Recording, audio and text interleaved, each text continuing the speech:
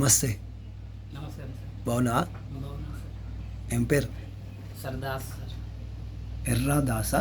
దాస్ మాదిగా. మ్మ్. ఏం సింగర్ నువ్వు? తెలంగాణ ఉద్యమ ఫోక్ సింగ్. మీ వయసు ఎంత? ఇప్పుడు 49. 49. పెళ్ళయిందా? అయింది. పిల్లలా? ఇద్దరు. ఏ ఊరు? కామారెడ్డి జిల్లా సార్. కామారెడ్డి జిల్లాలో ఏ ఊరు? పల్లెటూరు? బిగ్నూర్ సార్. మిక్నూరు. ఎవరైనా గురువు గారు ఉన్నారా నీకు? ఎవరైనా ఐకాన్గా ఉన్నారా? ఐకాన్గా అంటే మాకు గదరన్న గారు, గోరటి వెంకన్న. మ్మ్. ఇక మీరు రాస్తారా పాటలు? లేదు సార్, నేను సాంగ్స్ పాడతాను, రాయను. మీ సొంతంగా కల్పించుకొని పాడతారా లేకపోతే పాడిన ఎవరైనా పాడిన ఎవరన్నా పాడతారా? పాడినే పాడతాను, మ్మ్. కొన్ని ఊహించి పాడతాను. మ్మ్. ఎన్ని సంవత్సరాలు అయింది ఈ లైన్లో ఉండబట్టి? ఇంచుమించుగా 25-26 సంవత్సరాలు సార్. అవునా? ఎలాంటి పాటలు పాడతారు? ఎక్కువ అంటే నేను రైతులకు సంబంధించిన పాటలు ఎక్కువ పాడతాను సార్. మొత్తం తర్వాత ప్రజా జీవితం మీ టీం ఉందా? ఉంది సార్. మధుర కళా ప్రజానాట్య మండలి మెంబరా మీరు? కాదు సార్, నేను మధుర కళా బృందం అని చీకూరు నరసింహన్న ఆయన ఆధ్వర్యంలో నేను చేసిన సార్. మన తెలంగాణ ఉద్యమంలో ఎవరు పేరు? చీకోడు నరసింహన్న అని చీకోడు మంచి రైటరు అండ్ సింగరు.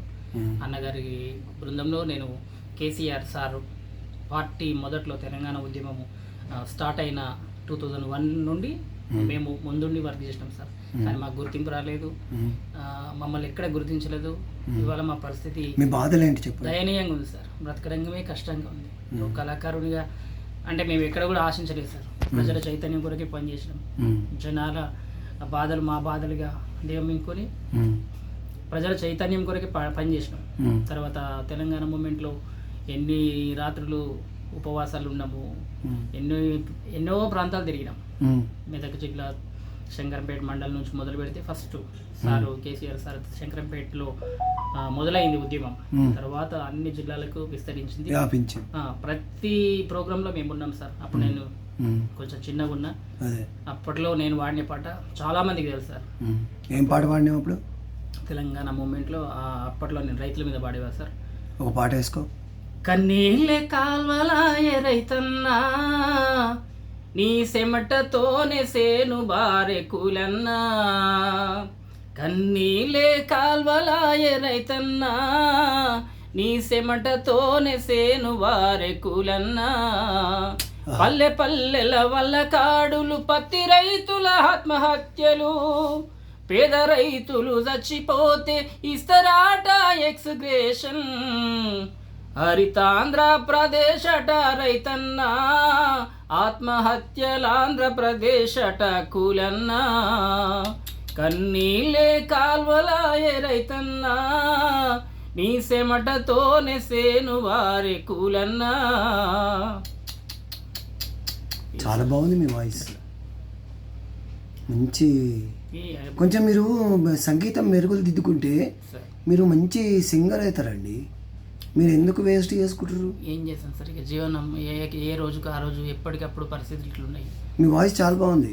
ఇక అట్లా ప్రయత్నం చేసుకుంటే ఇక దేవుడు ఇచ్చింది అంతే సార్. మేము ఎక్కడ ప్రాక్టీస్ చేయలేదు.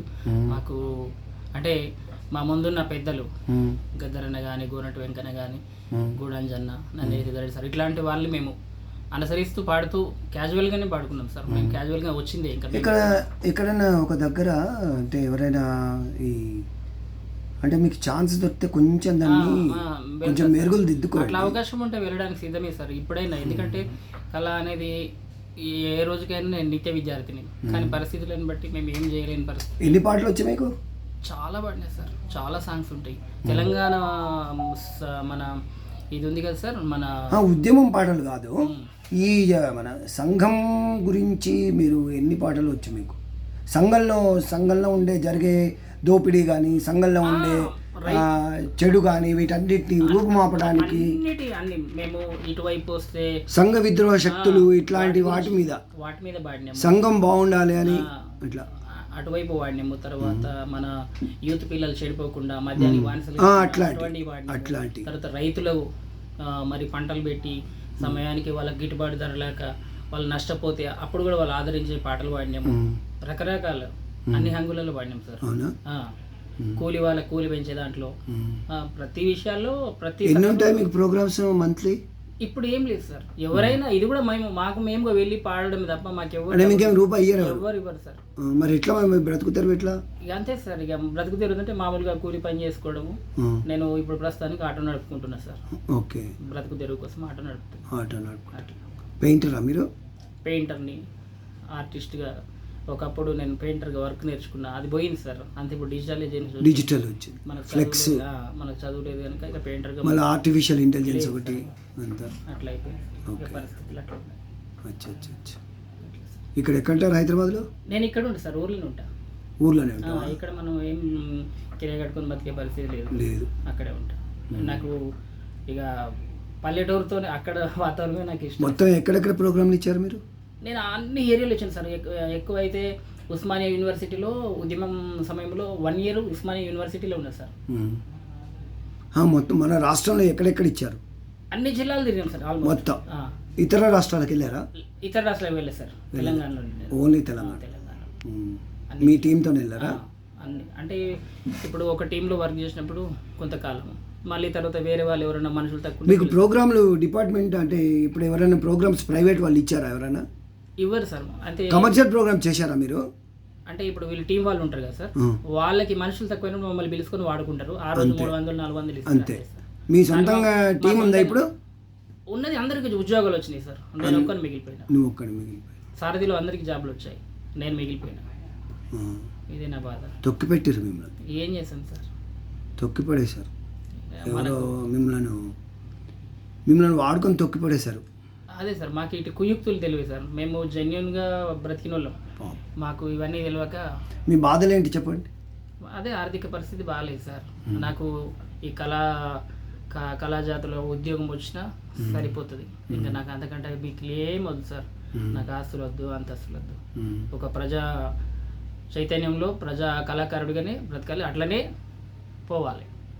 పోవుడు ఎందుకు లేదు సార్. ఇక బాగా ఇంకా మంచిగా బ్రతకాలని కోరుకుందాము. ఏం చేస్తాం సార్, ఇక పరిస్థితులు రోజు దినదిన గండమే, కష్టమే. ఏం చేస్తాం. ఎంతమంది పిల్లలు? 2 సార్. 2. ఎర్రా యేసుదాస్ గారు, మంచి వాయిస్, బాగుంది. సార్ ఫిలిం సాంగ్స్ పాడతారా? పాడతా సార్. ఫిలింలో కూడా నేను అంటే నేర్నల్ కిషోర్ అన్న ఒక సాంగ్ రాశాడు. అది ఎప్పుడో పాడిన, అది తర్వాత సినిమాలో పెట్టుకున్నారు. అటు వెళ్ళలేదా? ట్రై చేయలేదా సినిమాలో? లేదు సార్, నాకు అవకాశాలు బాలసుబ్రహ్మణ్యం దగ్గరికి వెళ్ళి కాళ్ళు పట్టు. బాలసుబ్రహ్మణ్యం కాదు, ఇంకెవరైనా ఇప్పుడు వేరే చాలా మంది ఉన్నారు కదా. ఇప్పుడు కాదు సార్, నేను అప్పుడే వెళ్ళాను. మన సారథి స్టూడియో దగ్గరికి వెళ్ళి అక్కడ కాలు మొక్కి రిక్వెస్ట్ చేసినా కానీ, అప్పుడు పాడతా తీయగల అవకాశాల కోసం పోయినా కానీ నన్ను రానివ్వలేరు సార్. లాస్ట్కు ఆ కళ చంపేసుకున్నా. అప్పట్లో నేను చాలామందికి పాట తెలియదు నేను వాడిన సాంగ్. అప్పుడు స్టేజ్ మీద నాకు గిఫ్ట్లు డబ్బులు ఇచ్చేవాళ్ళు, 5 రూపాయలు 10 రూపాయలు సంతోషించేవాడిని. కళ్ళల్లో నేను నిదాశ అనే కన్నమ్మ సాంగ్ నేను అప్పుడు చాలా పాడిన సాంగ్. అది పాడు. కళ్ళల్లో నా నిను దాచానే కన్నమ్మ, కనురెక్కలనైనా మూయగలేని చిలకమ్మ, కనురెప్పల నీడుల కాపురముండెవె చిట్టెమ్మా, నీవుంటే సంతోషం నీవేగా నా ప్రాణం, నువ్వాడే పరుగుల్లో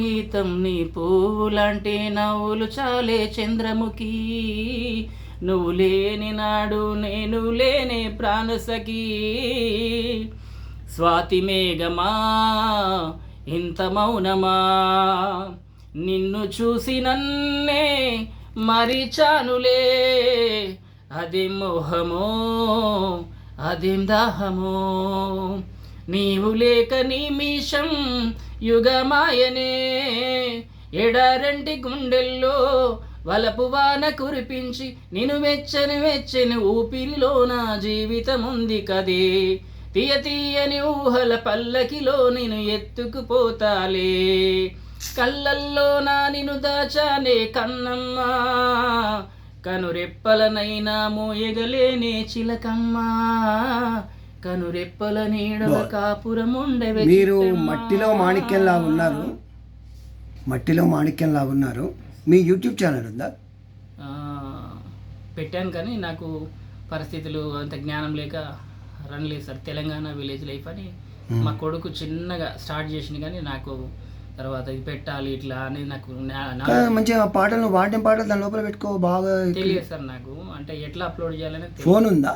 ఉంది సార్. నేర్చుకో స్వామి. అరే 77 ఏళ్ళ చంద్రబాబు నాయుడు గారు ఆర్టిఫిషియల్ ఇంటెలిజెన్స్ అంటున్నావు, నువ్వేందా బాబు? ఏం చేస్తాను, నేర్చుకో నీ కొడుకు దగ్గర.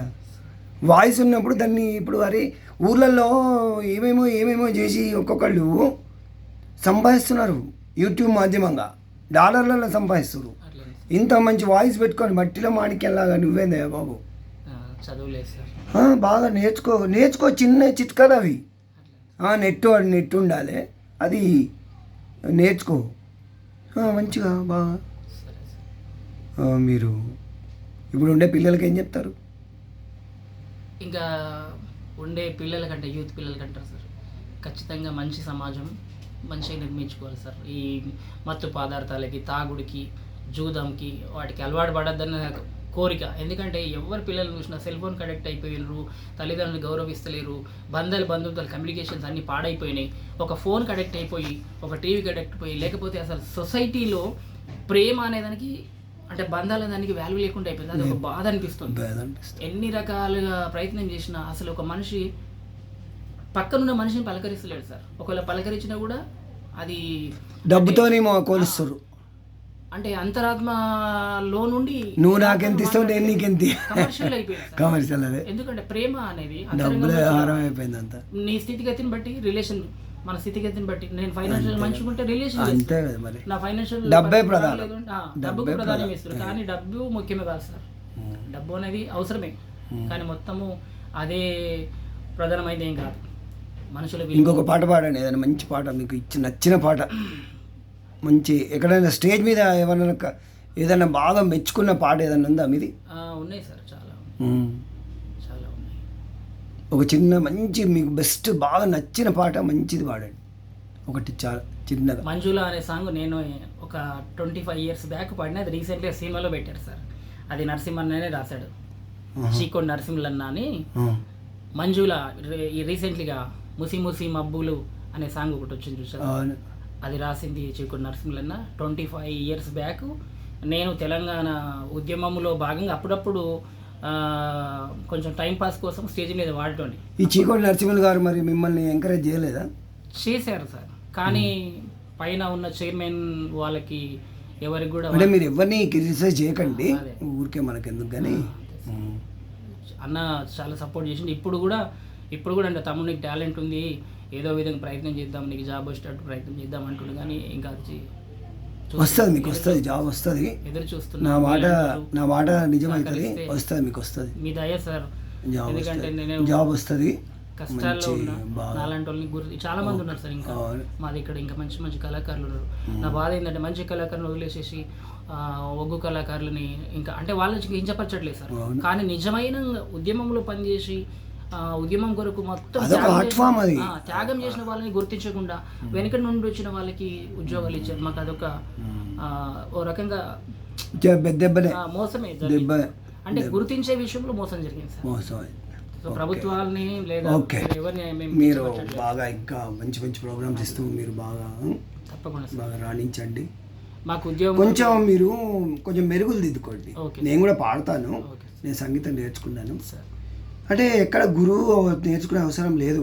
సంగీతము స్వరజ్ఞానం ఒకటి యూట్యూబ్లోనే మీకు అన్ని వీడియోస్ ఉంటాయి. మీరు ఇంట్లో కూర్చొని నేర్చుకోవచ్చు. మీకు డబ్బులుంటే గురువు దగ్గరికి వెళ్ళండి, లేకపోతే ఇంట్లోనే కూర్చొని నేర్చుకోవచ్చు. మీరు ట్రై చేయండి. బాగా ఇంకా మంచి ప్రోగ్రామ్స్ ఇస్తూ అందరిని అలరిస్తూ మీరు జీవితాన్ని ఇంకా మంచిగా సాఫీగా జరిగిపోవాలని ఆ భగవంతుని కోరుకుంటున్నాను. Thank you very much. నమస్కారం. సార్.